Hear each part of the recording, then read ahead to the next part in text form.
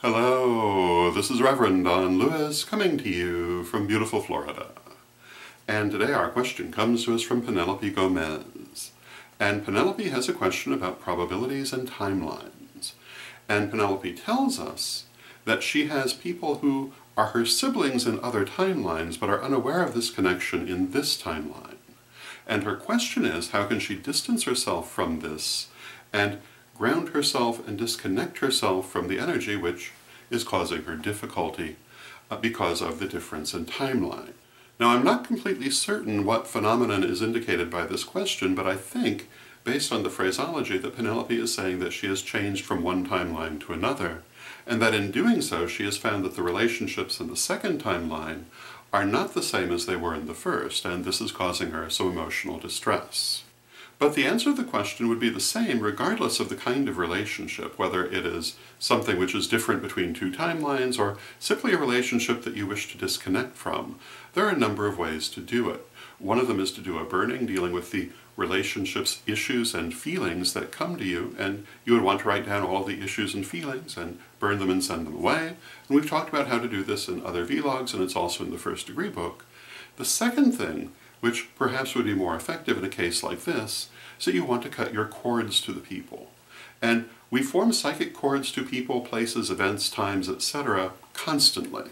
And anyone who is not regularly cleansing these cords will have a lot of them. If you go into a trance and you feel for the cords, you can find them and you can sever them. When you sever that cord, you're not necessarily severing all connection to that person forever. What you're doing is you're severing the established pattern. And if you're trying to release a pattern or release a person, that's very, very important. Sometimes it's also helpful just in improving a relationship, but definitely if you're trying to release it, it can be very helpful. So you want to feel for those cords, and when you find them, you want to cut them as if you were cutting them with a knife. And the way that it was explained to me is you want to cauterize where the area was. You want to seal it off using white light. And if you think of it as a cauterization, it gives you a useful visualization. And you want to make sure that they do not reattach, which will be their inclination. Sometimes you can also perhaps put a mirror there, or some other barrier to prevent them from reattaching.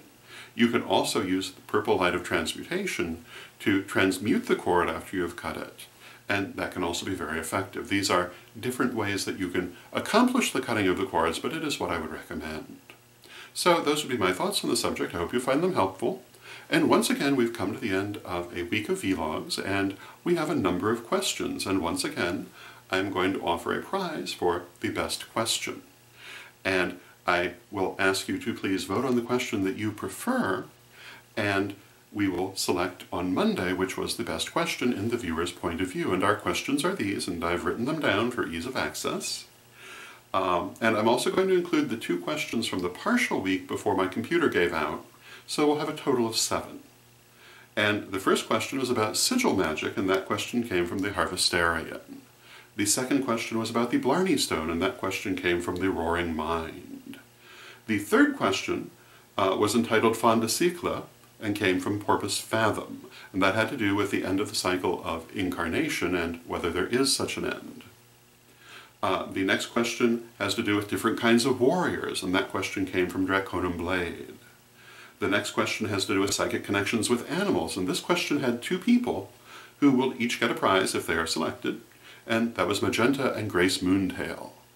The next question had to do with stones and came from Tika Carr, and of course today's question had to do with timelines and came to us from Penelope Gomez. So if you will be kind enough to tell me which question you thought was the best or the most interesting, on Monday I will announce who got the most votes and what their prize will be.